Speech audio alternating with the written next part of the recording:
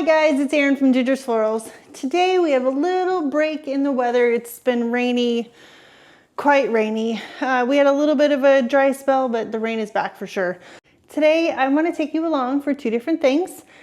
First, you probably already saw I went out foraging on our property and collected a whole bunch of ingredients that I plan to use to make a Christmas wreath. And the other thing that I wanted to do today is just to give you guys a little bit of a greenhouse tour. I have been asked that recently, so I thought that I would just walk you through before it gets super busy and just show you our setup and what it looks like and how it's about to start filling up. Okay, so first things first, let's start in this corner. This is where I'm going to be working today. Our building here, the greenhouse, it's a pole barn, but instead of sheeting it with metal or wood, we covered it with the greenhouse plastic, and it's been fantastic. We've had it for a few years now, and I absolutely love it. My husband, he built all the benches. He basically built this whole thing. We had friends help build the pole barn part. We did the brick flooring together, he and I. Man, that was a lot of work. We did all the sheeting ourselves. John installed all the windows, and yeah, it's pretty fantastic. He put in the vents, he put in all the electrical, the lighting, these poles right here, this conduit line, that's for hanging baskets in the spring.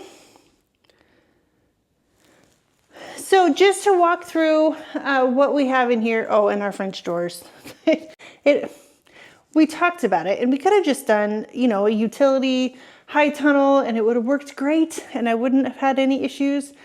But this, because our winters, our falls, winter, and early spring is so long and so dreary, that we talked about wanting a space that was going to be inspiring, even in the darkest days of winter. So this place, for me, it feels like home, and I spend more time out here in the spring and fall, or in the fall and winter, than I do in the house, really. So we wanted it to be a good, comfortable place to be. So like I said, John built these benches. They're deep enough, as you can see, for a seed tray, and they line all the way around this whole side. He also built these rolling benches. These are really great for potting because everything can just fall to the floor, and it's easy to roll out of the way and sweep up. As you can see, we're working on the dahlias. We have so much of that to do. It's going to take some time to get through. I've done a few varieties already, but just getting started. And these are ranunculus and anemone that I pre-sprouted when I planted up the chicken coop garden that's right out here, but they never made it in the ground. So I potted them up. I'm gonna keep them going. I'll probably put them outside just to make sure they get and stay as cool as they need to. But they're just living in here for the moment. He's got these two citrus trees. One of them is a lemon, this one's a lime, and he just loves them. They don't do well in our climate. We have a couple. It's too cold here, and it's not usually hot enough to get real good fruit production, but they're in here. They do this every year when we bring them inside. The shock to them, they'll yellow and defoliate, and then they'll push new leaves. Okay, so I've been asked, these lights that I have up here, these are just Amazon's LED lights, nothing special. John hooked up some string to a pulley system, and I just kind of rigged up this setup. It's really pretty goofy, but it's, it works for me, and I use it the whole season, and we'll just tie them all together and plug into a timer over there. John's taking the dogs for a walk. And then my shelves, most of you guys have seen these. These are just the Costco 5-shelf systems that you can buy for, you know, relatively inexpensively. And again, I just ordered a bunch of Amazon LED lights and strung them all up on both of these, and they work really well. I can get 20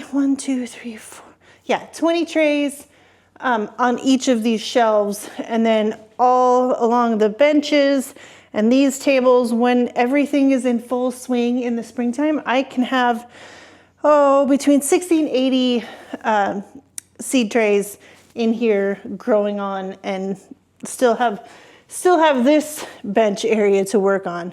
This is pretty much all that's left when we get to that point. But once we fill up to that point, this stuff starts to make its way out into getting hardened off and freeing up space again. And I have been asked, we do have a heater. I don't keep it warm really in here. I keep it above freezing for right now. In a couple weeks, I actually will start sowing some seeds here, maybe even this week. But most of that is cool type flowers that will be fine with just a little bit of heat to keep the edge off. This whole space, I'm not going to keep it up at say 70 degrees in January. It's not feasible. It's too tall, and it would be really expensive. But we have a little gas or propane tank outside that we have going in here to heat everything up. And we do have fans up here, fan there, fan up there, and additional fans all over the place. Because as you can tell by the windows, it gets very, very humid in here. I should have a dehumidifier, but it doesn't, it's never gonna change. We live in the Pacific Northwest. It's raining outside, it's humid in here, it's just gonna be wet. So everything that's in here has to be able to be wet and stay wet. So everything in here is sealed really well, and or is plastic or metal, whatnot.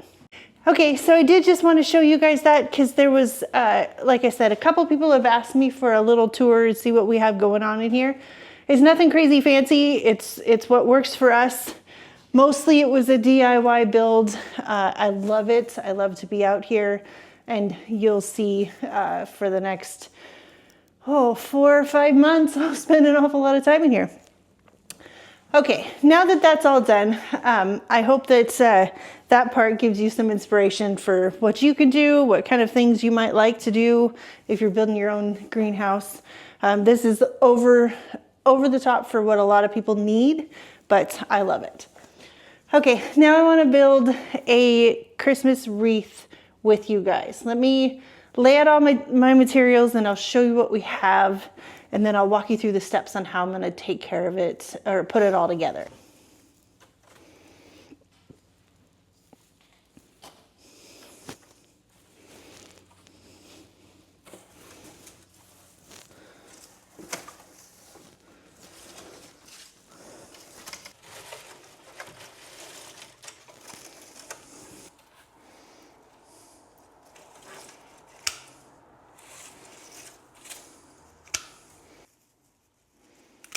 Okay, so the ingredients that we managed to find out there, we had some, this is, I think, Douglas fir. It's just some fir branches. This is noble fir branches. We had some cedar out there. There's a couple little branches off the bottom of our California pine. I just thought they were really pretty and they weren't gonna last. We were gonna prune up the tree anyway. I grabbed some rosemary, actually, out of the garden. This is a lemon cypress. It's this beautiful green color, bright green. It also smells really, really good. I found a couple of stems of eucalyptus. I may or may not use those. I found there's some arborvitae out of the garden. And I really loved these. They're catkins branches off of our birch tree and off of alder trees. So I just thought that the catkins on them were so pretty that I wanted to give them a try. And then we also had some holly off of our tree right over here. It's in its absolute fullest glory. I think I've ever seen it right now.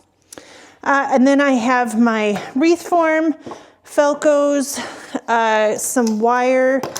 I have 2 partial rolls, so hopefully these will get us there. And then I had some ribbon left over from last year that I thought would be really pretty. I didn't want to do too much any other colors. I want it to be fairly simple this year with a little pop of brightness and a little bit wild maybe. So yeah, let me just set up the camera and I'll show you how I plan to do this.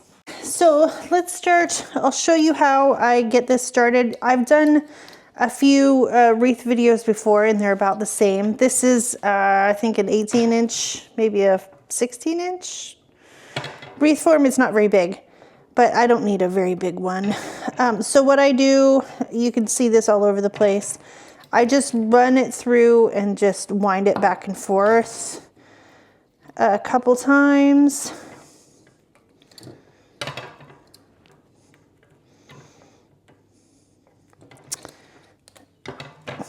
And then I will wrap it around, pull it tight, but not so tight that it breaks, and you're good to go. I have this extra, hopefully I don't need to, it might run out at some point during this.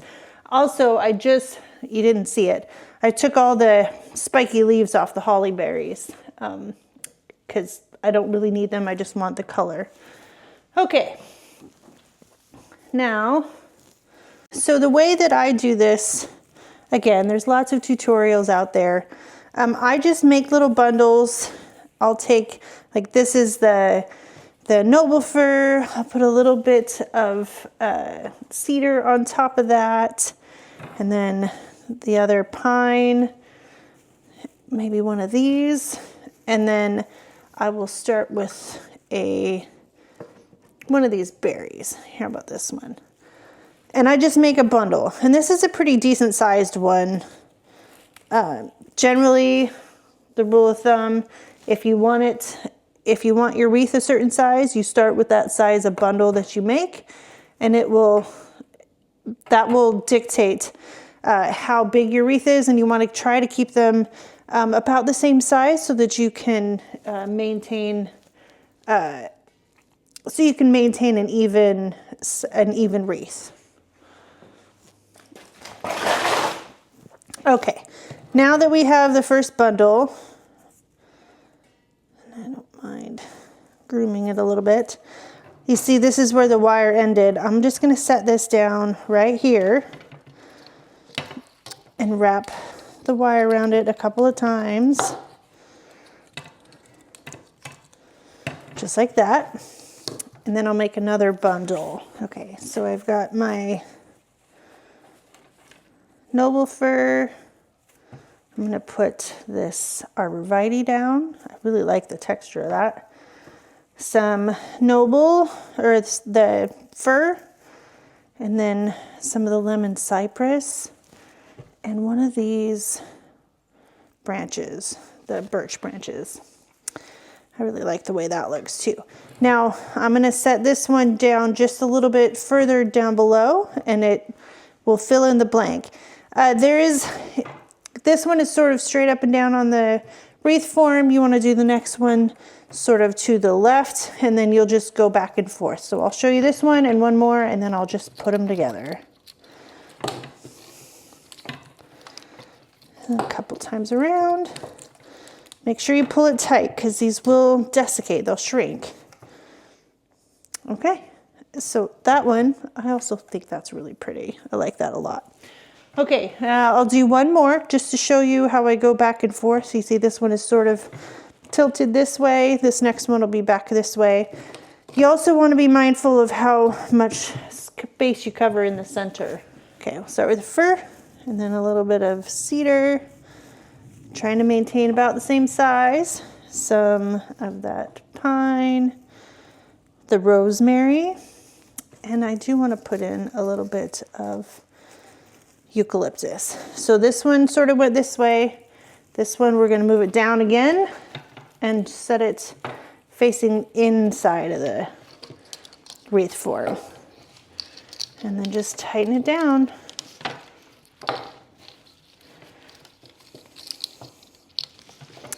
And I like to, you don't have to, but I like to cut it off so it doesn't get all crazy outside. Okay, and that's that. So now I'm just gonna repeat different variations on the same pattern over and over again until it's all done.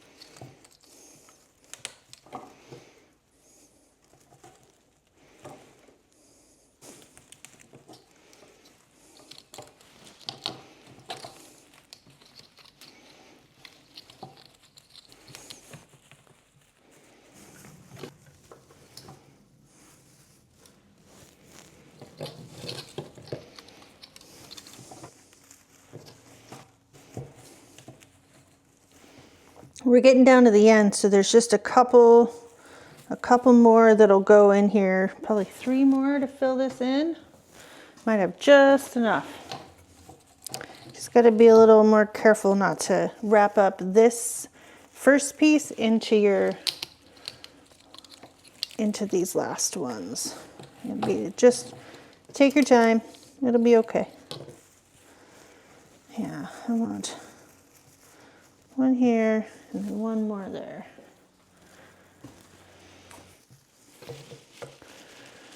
One in here.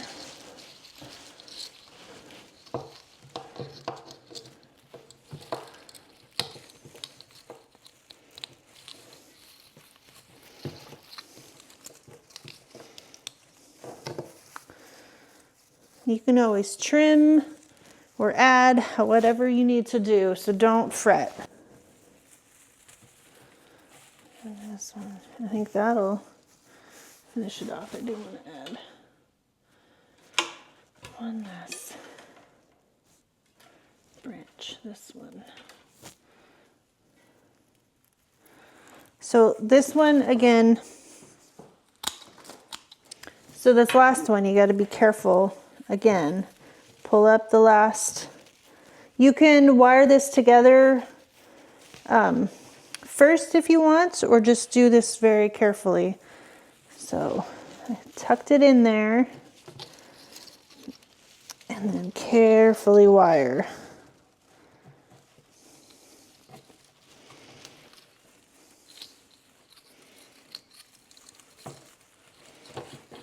Okay, there's one.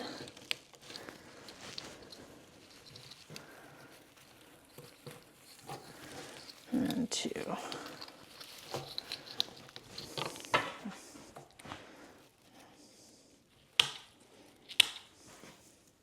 Okay, so at this point, it's basically done, but I'm gonna flip it over carefully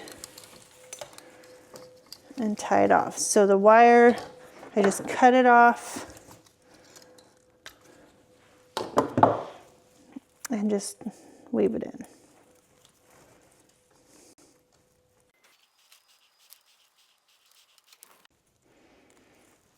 Okay, now to flip it over and see.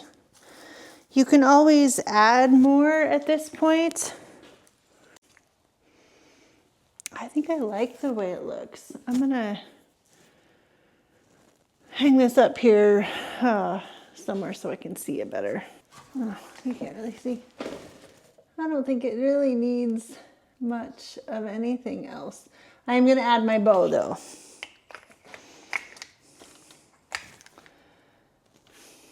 Actually, I don't even think it needs a bow. We're just gonna take this up front and go hang it on the front porch. So what we had left, we used pretty much all of the greens.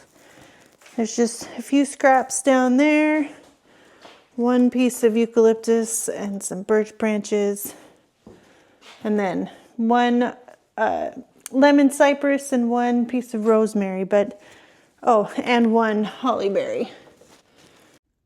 I think it looks great.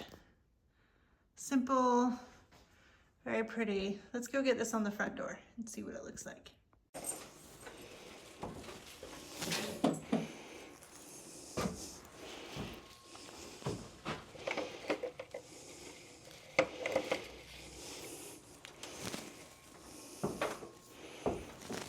Okay guys, that's gonna do it for this video.